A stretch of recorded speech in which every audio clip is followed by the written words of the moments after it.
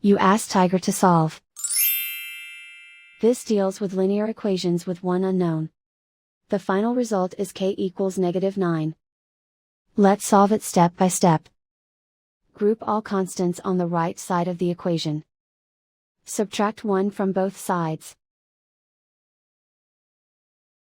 Simplify the arithmetic.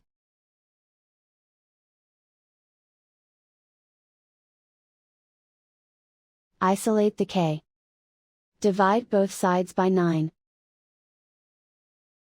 Simplify the fraction.